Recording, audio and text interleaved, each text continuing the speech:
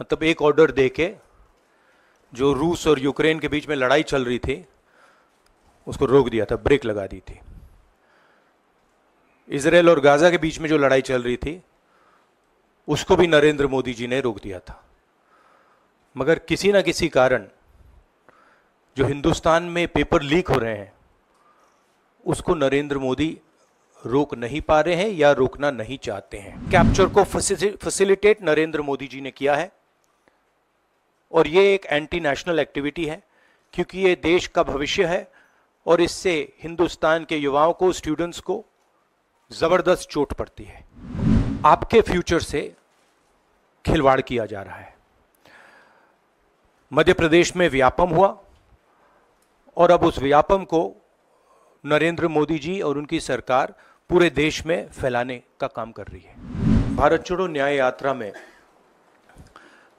मणिपुर से हम महाराष्ट्र गए और रास्ते में हजारों युवाओं ने कंप्लेन की थी कि हिंदुस्तान में नॉन स्टॉप पेपर लीक होते हैं। और आज आप सबको मालूम है कि NEET paper and UGC NET के जो पेपर्स हैं वो लीक हुए हैं और एक कैंसिल भी हुआ है। कहा जा रहा था कि नरेंद्र मोदी जी ने यूक्रेन की लड़ाई रोक दी थी। मतलब एक ऑर्डर देके जो रूस और यूक्रेन के बीच में लड़ाई चल रही थी उसको रोक दिया था, ब्रेक लगा दी थी।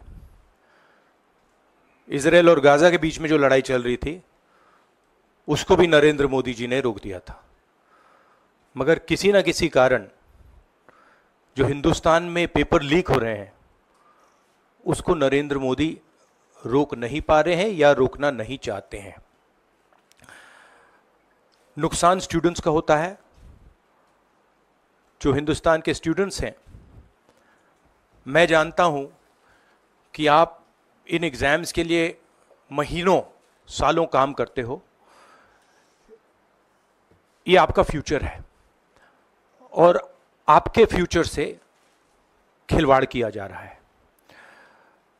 मध्य प्रदेश में व्यापम हुआ और अब उस व्यापम को नरेंद्र मोदी जी और उनकी सरकार पूरे देश में फैलाने का काम कर रही है। मैं इंस्टीट्यूशनल कैप्चर की बात करता हूं, मीडिया की बात करी, अलग अलग हिंदुस्तान के जो संस्थाएं हैं उनकी बात की। यही एजुकेशन इंस्टीट्यूशंस में हो रहा है। पेपर लीक का कारण है कि सारे के सारे वाइस चांसलर्स, एजुकेशन सिस्टम को बीजेपी के लोगों ने, उनके पेरेंट ऑर्गेनाइजेशन ने कैप्चर कर रखा है। जब तक ये कैप्चर रिवर्स नहीं किया जाएगा तब तक पेपर लीक चलता जाएगा। इस कैप्चर को फैसिलिटेट नरेंद्र मोदी जी ने किया है और ये एक एंटी नेशनल एक्टिविटी है, क्योंकि ये देश का भविष्य है और इससे हिंदुस्तान के युवाओं को, स्टूडेंट्स को जबरदस्त चोट पड़ती है। इंक्वायरी चल रही है, एक को आपने कैंसिल कर दिया है, अब पता नहीं दूसरे को कैंसिल किया जाएगा या नहीं किया जाएगा, बट कोई ना कोई तो इसके लिए जिम्मेदार है और उनको एकदम पकड़ा जाना चाहिए और उन पे एक्शन लिया जाना चाहिए।